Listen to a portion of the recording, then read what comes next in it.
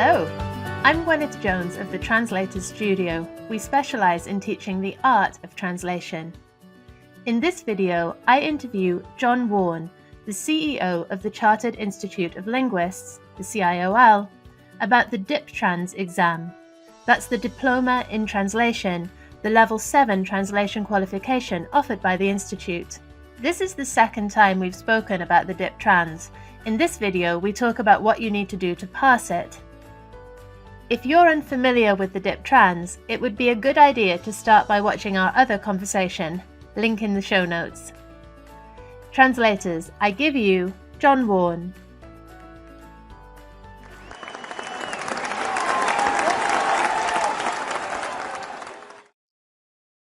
John, today's interview is a follow-up on one we did a while ago about the DipTrans exam. Before we get into details about tips on how to be successful in the exam, could you just give viewers who aren't familiar with it a very brief summary of what the DipTrans is? Yes, well, DipTrans has been around for over 30 years. It's, I think, pretty much the gold standard qualification for translators worldwide, and it's pitched at postgraduate level, equivalent to a master's or level 7 in the UK's qualification and European qualification framework. So it's a tough, challenging, but incredibly rewarding qualification to achieve, and I think pretty much everyone would recognise that it is a mark of distinction for a professional translator. For anybody who's interested in the DipTrans, I'm going to put links to our other interview in the show notes, and I'll also link to the Chartered Institute of Linguists website where you can find all of the information about that exam and about the lower level exam, the CertTrans. And in fact, one is, or perhaps the biggest change to affect the DipTrans recently is the introduction of this level 6, the lower level, the CertTrans. Has the CertTrans had an impact on your candidate numbers for the DipTrans? Well, it's early days, but not noticeably. No, I think the CertTrans speaks to people perhaps who are at a different stage of their career or a different stage in their journey. So we've had very good take up for the CertTrans, but the DipTrans continues to be popular as well. So what we expect and what we're starting to see is that people who are successful in the CertTrans then want to take the DipTrans. So I think we'll see what we were hoping for, which is that the CertTrans becomes obviously a very important and valid qualification in its own right, and proof of working level translation skills, but that will then encourage people to push on for the DipTrans and be successful in that as well. So hopefully the two will come together, but DipTrans interest in the DipTrans is still very high. Perhaps there are some people watching this interview who were successful in the CertTrans and who are now wondering whether they're ready for the DipTrans or how long they should wait before doing it. What advice would you give to them? Well, this is all down to the individual candidate, the individual translator. But I think most people who've been successful in the DipTrans would say that it helps to have some real world professional translation experience. Just because the difference between the two exams and what is very noticeable with the DipTrans is the texts are longer and the texts are more challenging. So the vocabulary, the idiom, the figures of speech are all much more challenging for the DipTrans, and the DipTrans is also marked in a different way, in that the expectations for the DipTrans are those that would go with being publication ready, and as such we're looking for a very good rendering indeed of the text. So they have slightly different mark schemes. The texts are different, and the DipTrans is perfectly achievable. Let's not forget, lots and lots of people have achieved it, but it is it is stretching and challenging, and is a further stretch beyond the CertTrans. So what I would say to someone who's just succeeded in the CertTrans is fantastic, congratulations, well done. Definitely you should have the DipTrans in your sights, but have a careful look at it, and in particular read the qualification specification, which is a slightly dense read, but nevertheless well worth looking at, and just notice the differences. And also talk to people like you, Gwen, who've been preparing people for many years, and just talk about what the differences between the two are, because it's a step up. Yeah, I mean, I really want to see at least 2 years of professional experience before translators are coming onto our advanced course. If they haven't got that, I really encourage them to start with our conversion course to help them just get more experience decision making.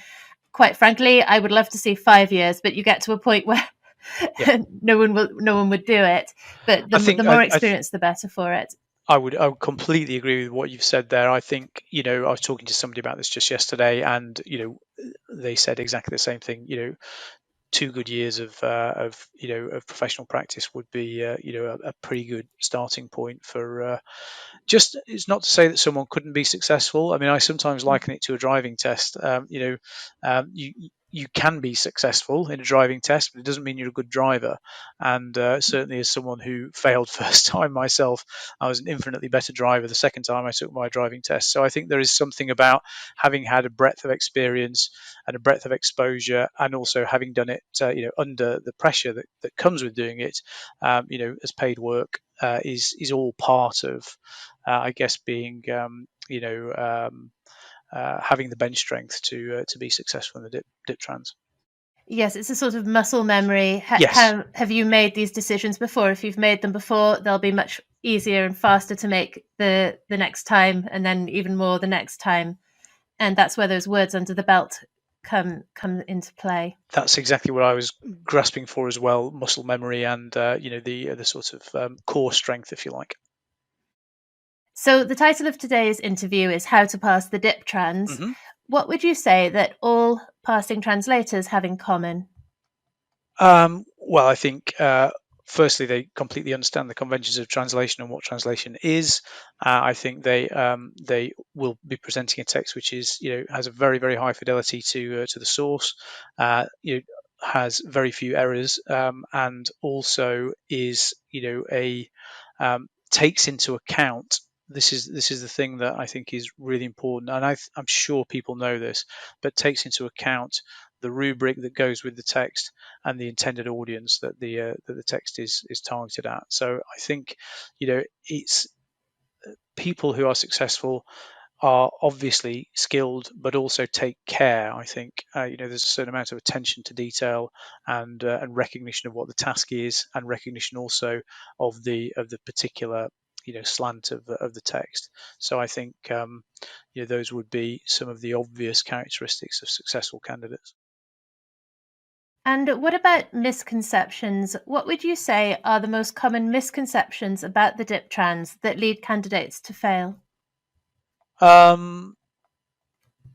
Perhaps, I mean, I think the cases that we see, which are the saddest, are when someone has not realised it's a translation qualification in effect, and has taken, let's say, a language degree, and felt that they are, a good linguist, and has put themselves forward for the DipTrans, and hasn't realised what what the expectation is. And we do have fewer and fewer of those, because we're careful to explain it.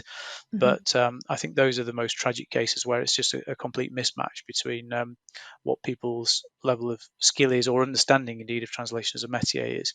But I think for people who have who have got a translation skill set, I think there's nothing to fear about the DipTrans. It's a perfectly achievable qualification.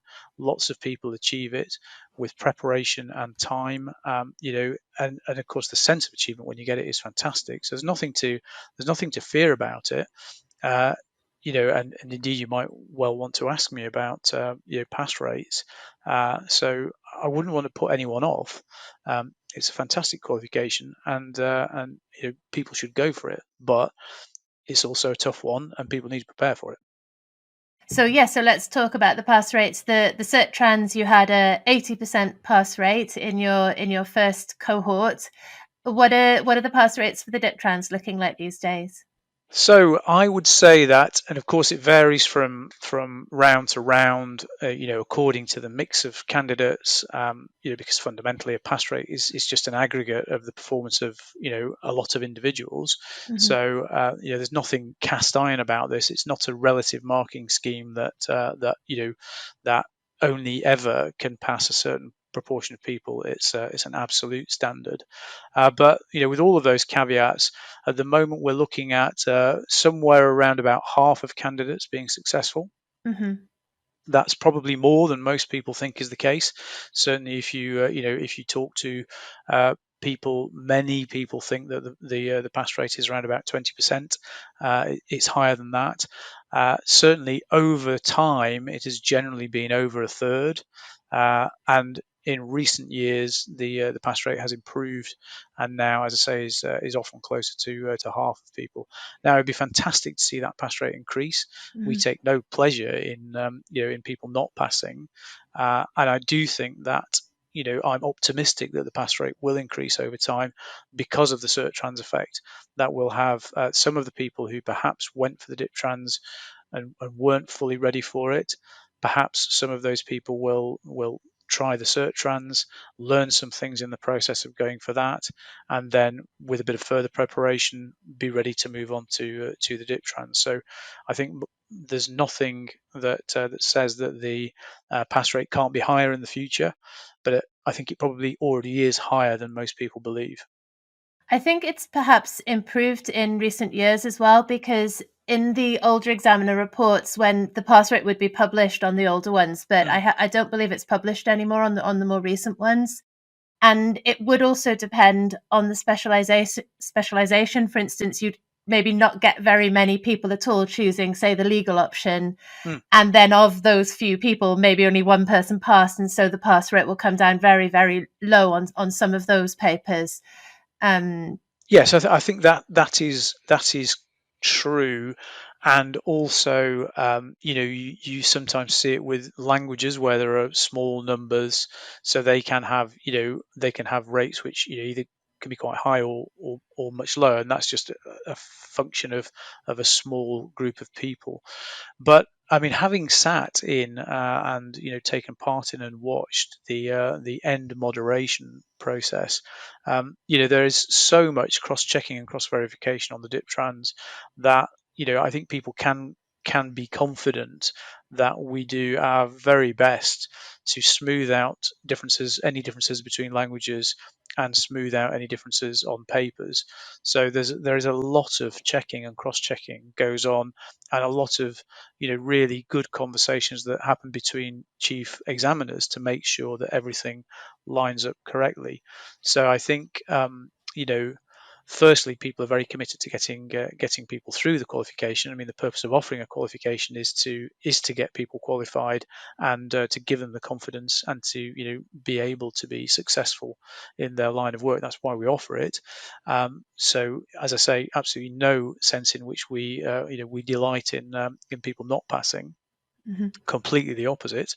But nevertheless, that the standard is what the standard is, and it's important, I think, to be fair across languages, to be fair across semi-specialised, and also to be fair over time.